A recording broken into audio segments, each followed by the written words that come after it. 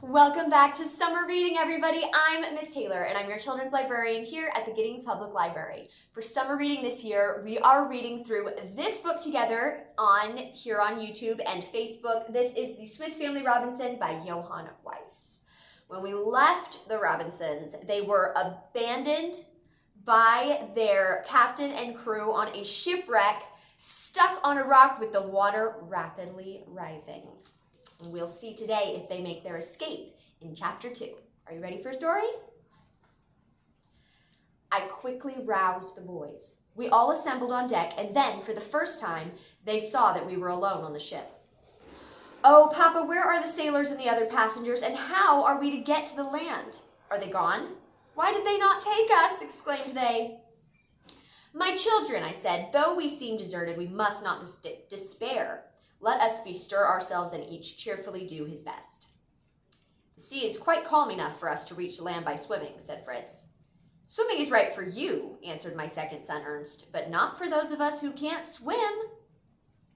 "Suppose we search the ship and see if anything can be found for a raft," I replied, after several plans had been proposed. All dispersed at once in different directions. Now that I've talked to it, I don't have a choice, okay? I mean, you could edit it out, just saying. I can't do it from this thing. Email it.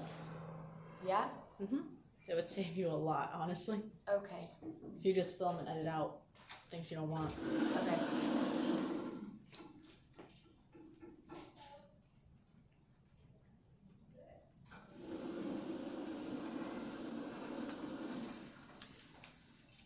All dispersed at once in different directions. I descended first to the provision room, where to my great satisfaction, I found a good supply of both food and water.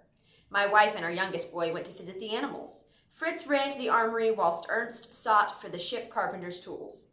As Jack opened the door of the captain's cabin, 2 large dogs sprang out and bounded upon him so roughly that they threw him down and made such boisterous demonstrations that he thought they were about to devour him. He recovered himself quickly, and seizing the largest dog by the ears, jumped on his back and rode gravely to meet me as I came up the hatchway.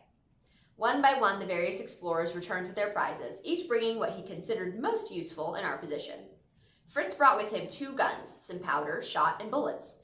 Ernst held in his hand his hat full of nails and a hammer and hatchet, while from his pocket protruded a pair of pincers.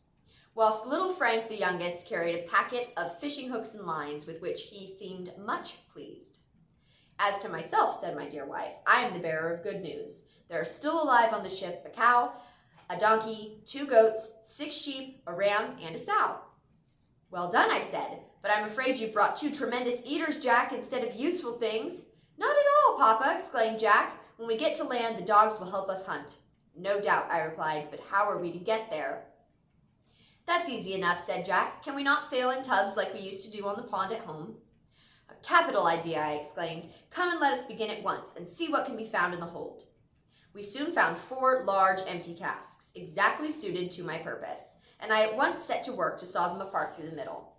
After a great exertion, we succeeded, and I contemplated with much satisfaction the 8 half-casks ranged in a row on the deck. "I would never dare venture on the open ocean in one of these," said my wife with a sigh.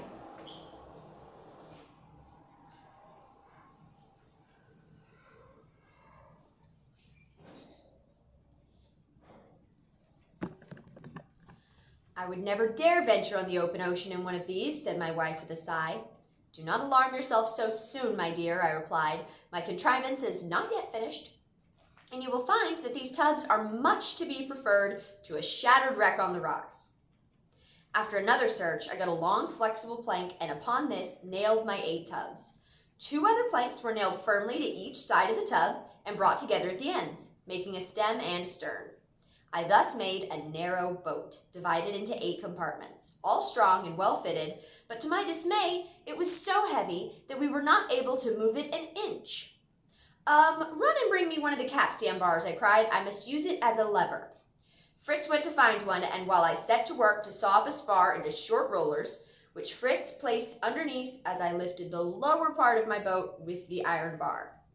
I next fastened a rope to this tub raft, which a strong knot, attaching the other end to a beam, and then, with a little push, we had the pleasure of seeing our little craft slide from the deck into the sea.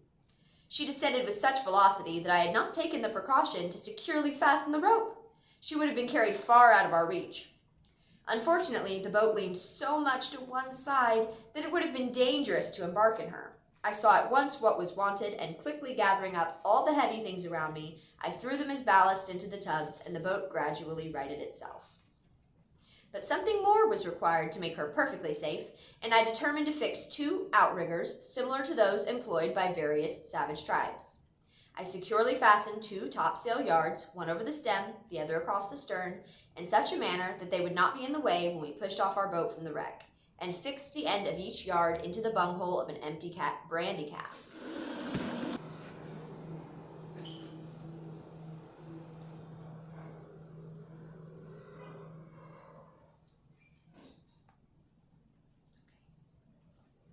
I heard it come. I securely fastened 2 topsail yards, one over the stem, the other across the stern, in such a manner that they would not be in the way when we pushed off our boat from the wreck, and fixed the end of each yard into the bunghole of an empty brandy cask. By this contrivance, the boat was balanced and kept steady during our short voyage, and nothing now remained but to find some oars for use on the morrow. I took the precaution to make my boys fix the empty cans and flasks to their arms as a means of safety should anything happen to the ship, and persuaded my wife to dress herself in sailor's clothes, as being more convenient for swimming should she be thrown into the water. Although she objected greatly at first, I finally convinced her of the safety the dress would prove in case of accident, and she retired to make the change. When she reappeared, I could not help paying her a compliment, for the dress became her admirably. With bright hopes for the morning, we all retired to our berths, and a peaceful sleep prepared us for the exertions of the coming day. In Chapter 3, we'll see if the Swiss Family Robinson makes it safely to land.